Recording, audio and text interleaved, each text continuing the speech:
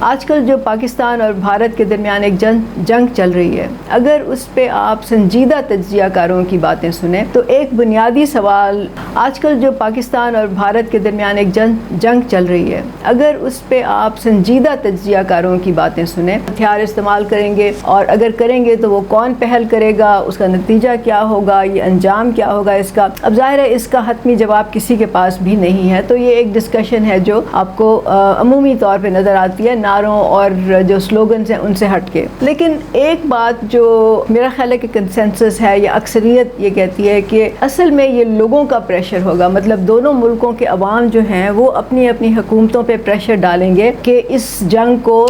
بڑھایا جائے۔ مطلب بھارت کے لوگ کہیں گے کہ جی دشمن کا منہ توڑ جواب دینا چاہیے، اور پاکستان کے لوگ کہیں گے دشمن کو نیست و نابود کر دیا جائے، اور یہ پریشر بلڈ اپ ہوگا ریلیوں کی صورت میں، جو کہ آپ دیکھ بھی رہے ہیں۔ جب یہ پریشر اتنا زیادہ ہو جائے گا تو پھر اعلان تو ظاہر ہے حکمران ہی کریں گے، لیکن اس کے پیچھے یہ پریشر ہوگا، یہ لوگوں کی آواز ہوگی، لوگوں کی طاقت ہوگی جو ان کو اس بات پہ مجبور کر دے گی۔ اس میں میڈیا کا بھی ایک بہت بڑا ہاتھ ہے، کیونکہ میڈیا آج کل جو ایک تجارت بن چکا ہے یا کاروبار بن چکا ہے، اور وہ پیسے کمانے کا ذریعہ ہے۔ ظاہر ہے کہ وہ ان کا جو مقصد ہوتا ہے وہ نہ خبریں پہنچانا ہوتا ہے، نہ آپ کو مفید یا صحیح تجزیہ بتانا ہوتا ہے، ان کا مقصد ہوتا ہے پیسے کمانا، اور وہ ان کو ملتا ہے لائک سے، فالوور سے، کامنٹ سے، وغیرہ وغیرہ۔ وہ بھی اسی دوڑ میں پھر شامل ہو جاتے ہیں۔ یہ بات میرے لیے ایک عجیب بھی ہے، دلچسپ بھی ہے، افسوسناک بھی ہے، کیونکہ ہم یہ دیکھتے ہیں کہ جنگ میں تو لوگوں کی آواز میں اتنی طاقت ہے کہ فوجیں اور سربراہ جو ہیں ملک کے وہ مجبور ہو جاتے ہیں کہ لوگوں کی رائے سنیں، لوگوں کی آواز سنیں اور پھر اس کے مطابق وہ فیصلہ کریں۔ لیکن یہ ساری دنیا جانتی ہے کہ دونوں ملک، بھارت اور پاکستان، غریب ملک ہیں، یہاں پہ غربت ہے، بے روزگاری ہے، بھوک ہے، پریشانیاں ہیں، لوگ جو ہیں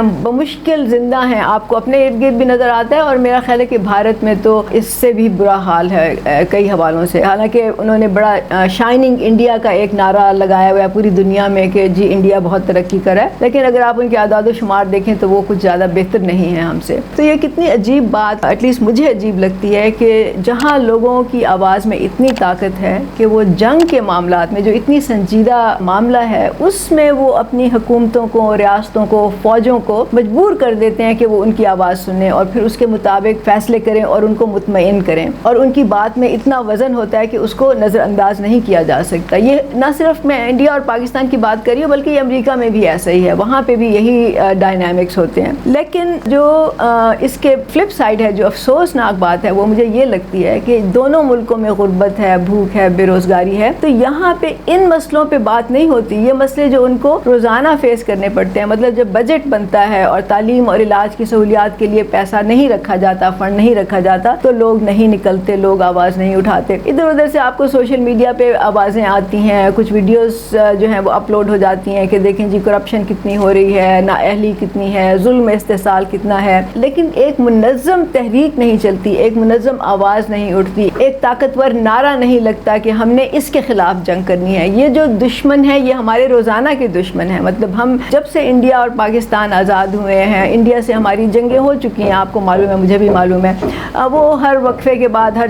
چند سالوں کے بعد کچھ نہ کچھ ہو جاتا ہے، وہ ایسکلیٹ کرتی ہیں۔ لیکن یہ جو مسئلے ہیں، مطلب غربت، بھوک، بے روزگاری، یہ تو ہمارے روزانہ کے دشمن ہیں، یہ روزانہ ہمارے سامنے آنکھیں پاڑ کے کھڑے ہوتے ہیں، روزانہ ہمیں ان کا سامنا کرنا پڑ رہا ہوتا ہے۔ تو ہم ان کے خلاف کیوں نہیں جنگ کی آواز اٹھاتے؟ ہم کیوں نہیں سمجھتے کہ جنگ جو ہے ہمیں ان کے خلاف بھی کرنی چاہیے؟ ہم کیوں اپنی حکومتوں سے مطالبہ نہیں کرتے، اپنی ریاست سے مطالبہ نہیں کرتے کہ اس کے خلاف جو ہے وہ جنگ کی جائے؟ تو میں آپ کو بتاتی ہوں کہ ان چیزوں پہ جنگ کیوں نہیں ہو رہی، ان چیزوں کے خلاف لوگوں کی آواز کیوں نہیں سنی جا رہی؟ جب جنگ ہوتی ہے تو لوگ ہر کونے سے، ملک کے ہر کونے سے آواز آتی ہے کہ جنگ میں ہمیں دشمن کا ستیہ ناش کر دینا چاہیے، ہمیں تباہ کر دینا چاہیے، ہمیں یہاں حملہ کرنا چاہیے، ہماری جنگی تیاریاں وغیرہ وغیرہ وغیرہ، اور یہ بڑی بڑی ریلیاں نکلتی ہیں اور لوگ جو ہیں وہ نعرے لگاتے ہیں۔ وہ ایک ظاہر ہے کہ ایک ایسا ماحول ہوتا ہے جس سے کہ جذبات بھی ابھرتے ہیں، جس سے کہ لوگ غصے میں بھی ہوتے ہیں اور لوگوں کی غیرت بھی جاگ رہی ہوتی ہے، اور ایک ایسا ماحول بن جاتا ہے۔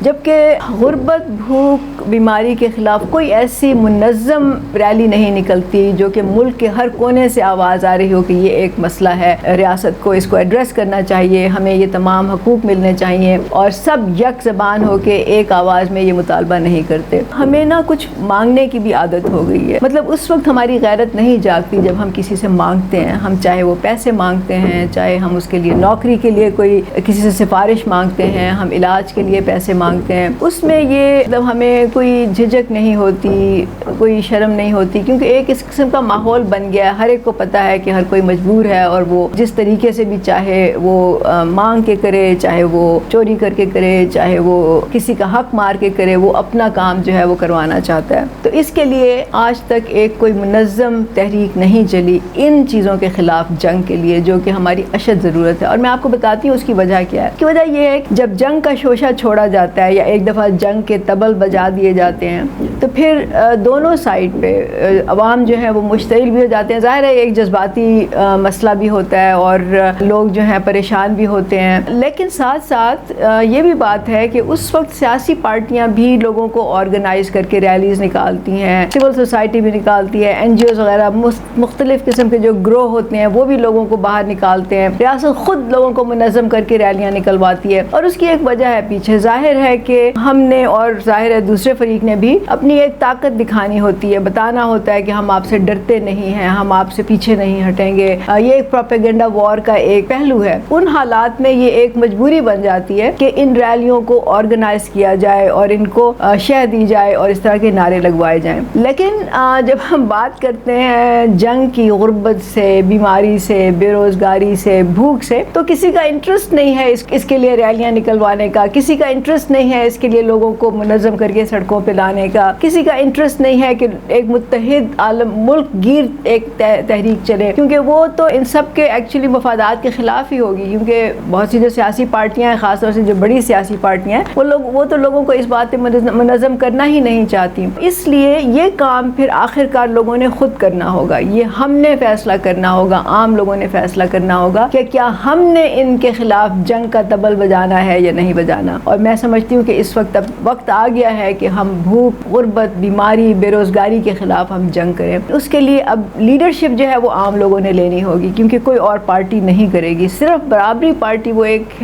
پلیٹ فارم آپ کو دیتی ہے جس پہ آپ یونائٹ ہوں, متحد ہوں, آرگنائز ہوں, اور ان چیزوں پہ آپ ریلیاں نکالیں, ان چیزوں پہ آپ اپنی آواز بلند کریں, ان چیزوں کا مطالبہ کریں. یہ آپ کے حقوق ہیں جو کہ آپ کو متحد ہو کے ریاست سے اگر آپ مانگیں گے, اگر آپ بڑی قوت بنیں گے. برابری پارٹی ایک پلیٹ فارم ہے, برابری پارٹی ہمیشہ آپ کے ساتھ کھڑی ہوگی, لیکن وہ ایک قوت نہیں بن سکتی جب تک کہ ملک کے ہر کونے سے اس کی آواز نہ آئے, ہر کونے سے لوگ اٹھ کے یہ مطالبہ نہ کریں, ڈیمانڈ نہ کریں کہ یہ ہمارے حقوق ہیں اور یہ ہمیں ملنے چاہیے. پہلے تو میری دعا ہے کہ یہ جو جنگ اس وقت انڈیا اور پاکستان کے درمیان چل رہی ہے, میں سمجھتی ہوں کہ یہ ایک اچھے نوٹ پہ ختم ہو جانی چاہیے. ہم میں سے کوئی بھی ملک جو ہے وہ اس کو افورڈ نہیں کر سکتا, اور اس میں نہ ہم جانوں کا نقصان چاہتے ہیں, نہ ہم ملک میں تباہی, کسی بھی ملک میں ہم تباہی نہیں چاہتے. تو میں یہ ایک تو میری دعا ہے, اور دوسرا یہ کہ اب وقت آ گیا ہے کہ ہم غربت, بھوک, بے روزگاری, بیماری کے خلاف ایک جنگ کریں اور ایک منظم تحریک چلائیں جو کہ برابری پارٹی کے پلیٹ فارم سے ہی چل سکتی ہے. بہت شکریہ.